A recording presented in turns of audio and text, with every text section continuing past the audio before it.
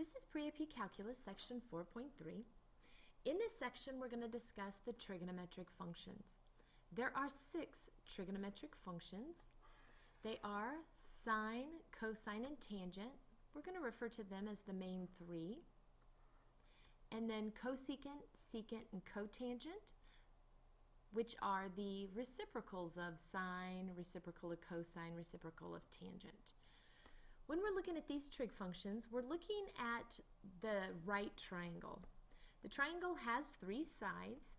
Each of the trig functions are a ratio between 2 of those sides.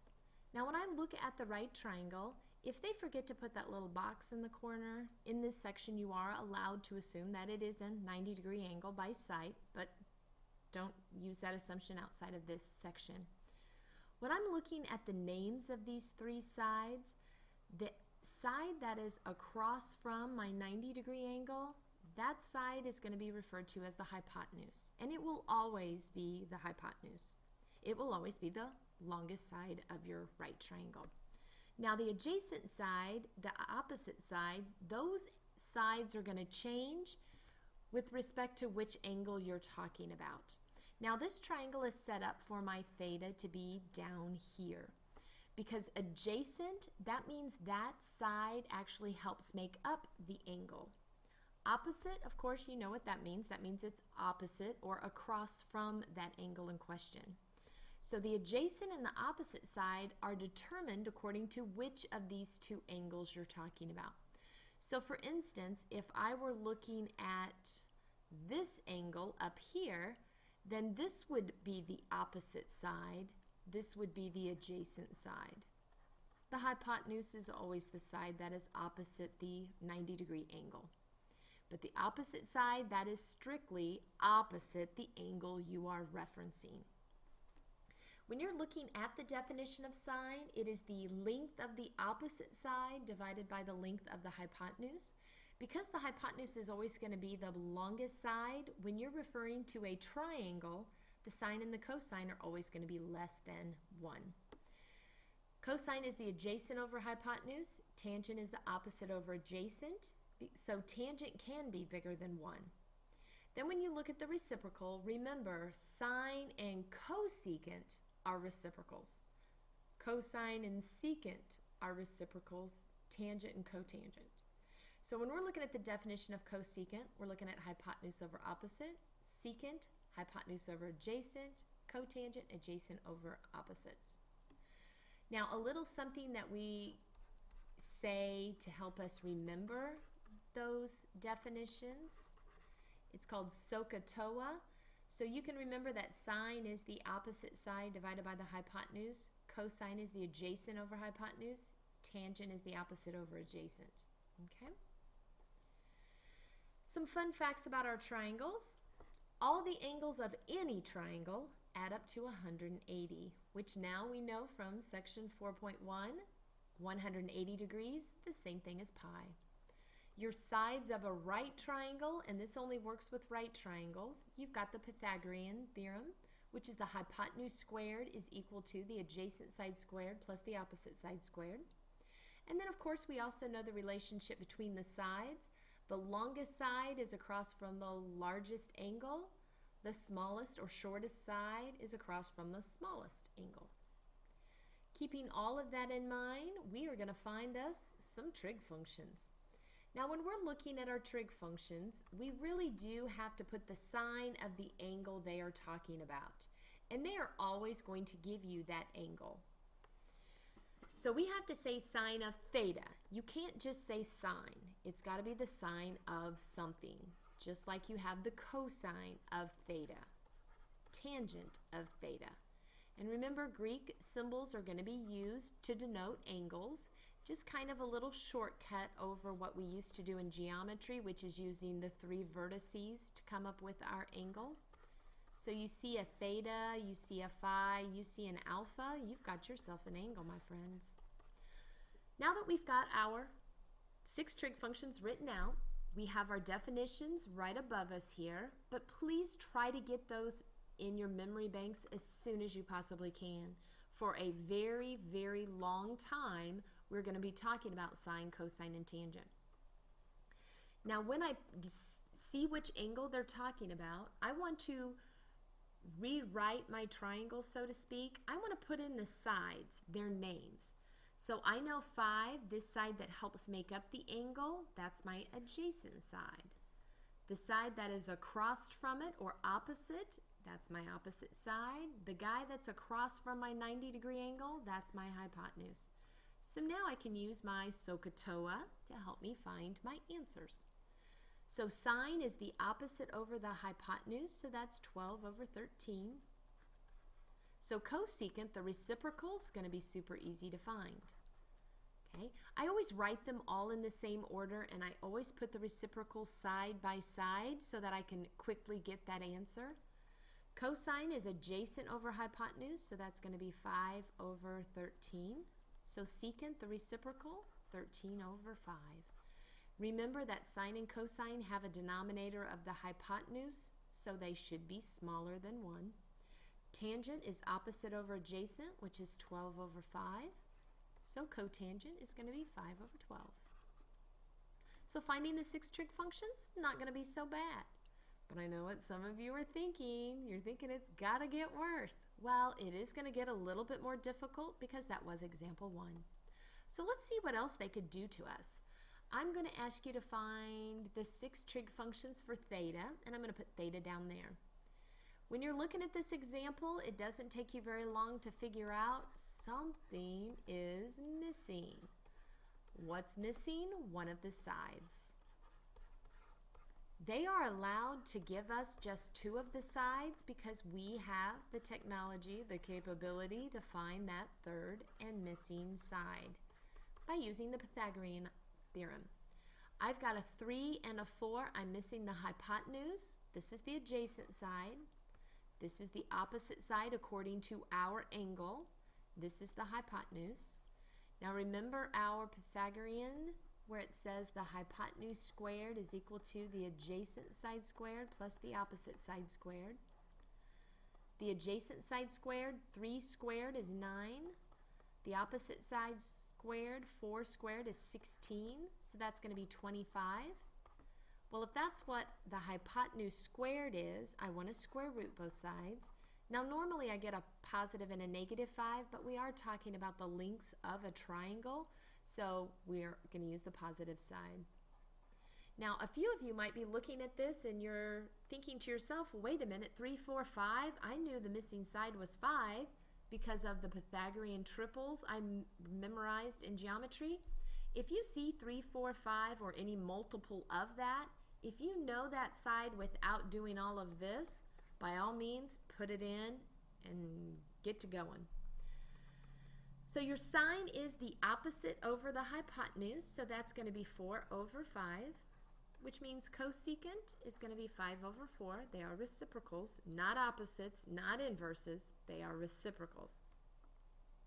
Cosine is adjacent over hypotenuse, so 3 over 5. So the reciprocal, 5 over 3. Tangent is opposite over adjacent, which is 4 over 3. So the reciprocal would be 3 over 4. So even if they don't give me one of the sides, I can find that side using Pythagorean theorem. Then once I have that side, label my triangle accordingly. Who's the opposite side? Who's the adjacent side? Make sure you remember the adjacent side makes up the angle. Adjacent A, angle A, kind of think of it that way. And the hypotenuse is always across from that 90-degree angle. Well, they're changing it up a bit more. This time they don't even give me a triangle. If they don't give me a triangle, I have to draw one. And lucky for you, I have wicked skills as an artist. Okay, you can tell I'm lying because that is not a nice triangle. But think about it as I am setting the bar low for your triangle so you won't be embarrassed at what yours look like. So I'm going to get everything ready. I know I have to find my 6 trig functions. And I have to use a triangle. So I'm just getting those all lined up. Now they did give me some information at the beginning. They told me that cosine was 1/2. So I'm going to write that in there. If I know cosine, that means I also know secant, which is the reciprocal. The reciprocal of 1/2 is 2. You don't have to write it as a ratio if that ratio simplifies further down. So you don't have to write 2 over 1. You can just write 2. When I'm looking at this, I need to draw this triangle. Well, I need to remember what the definition of cosine is. It's the adjacent side divided by the hypotenuse. So I already know the hypotenuse is across from my 90-degree angle, so I know that side is going to be 2. My adjacent side makes up the angle. That side is 1. So this time it's the opposite side that I do not happen to know the answer for at this moment. So I'm going to use the Pythagorean to help me find out. Remember your hypotenuse squared. Let me write that so somebody can read it besides me. Hypotenuse squared is equal to the adjacent side squared plus the opposite side squared. The hypotenuse is 2, so 2 squared is 4. The adjacent side is 1, so squared would still be 1. The opposite side, I don't know, so I'm putting a question mark there. So if I subtract 1, I'm going to have 3. So when I square root both sides, my side in question is the square root of 3. Interesting. Now I'm ready to find the rest of my information. Sine is opposite over hypotenuse. Well, that's not a problem. Square root of 3 over 2, no big deal. Ooh, when I go to find the reciprocal, I'm going to have 2 over the square root of 3. That's a problem. Whenever you're simplifying, that means if there's a factor in the numerator that's also in the denominator, you have to simplify that. If there's a radical in the bottom, you have to rationalize. So multiply by the square root of 3 over the square root of 3. So the final answer is 2 square root of 3 over 3. When I go to find the tangent is opposite over adjacent, which is square root of 3 over 1, which is just going to be the square root of 3. When I find the cotangent, I will flip that over, so that's going to be 1 over the square root of 3. Once again, we have to rationalize. No radicals in the denominator. So my final answer is going to be square root of 3 over 3. So and remember, each one of these definitions is a ratio of 2 of the sides. So you've got 2 sides of that triangle. You can find the third side using Pythagorean, and you're on your way. Same thing here. We're just doing one more example like this to see if we've got it. In fact, you may want to turn or pause the video and see if you can do this problem all by yourself. So go ahead and pause the machine here. See what you come up with.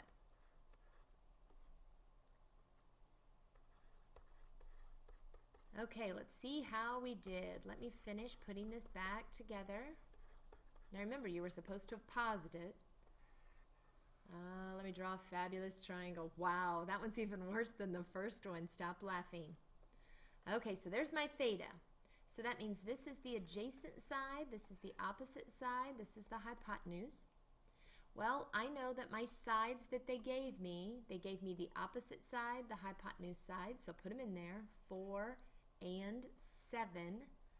Oh my goodness, that leaves us with a square root of 33. 49 minus 16.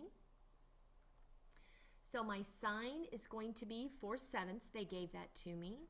So I know this is 7 over 4. So we actually got 2 for free.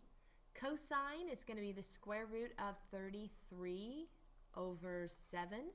So secant is going to be 7 square root of 33 over 33. Rationalize that denominator.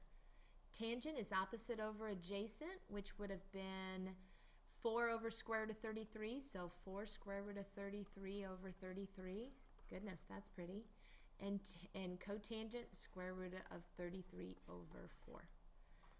So they give you one trig function. You immediately know 2 because you know the reciprocal. After that, you have to make up your triangle. Okay? Now, the last thing we're going to do in video 1, day 1, is talk about some trig identities. Now, we have 3 basic categories at this moment in time. We will learn more. But we have the reciprocal identities, the quotient identities, and the Pythagorean identities. The reciprocal identity, pretty straightforward. They're reciprocals of each other. We've already been using this fact.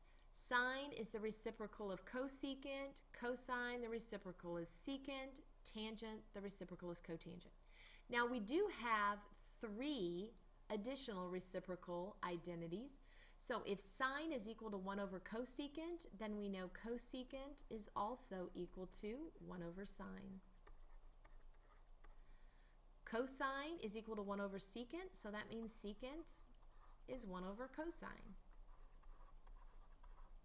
And then we know the relationship between cotangent, it's 1 over tangent.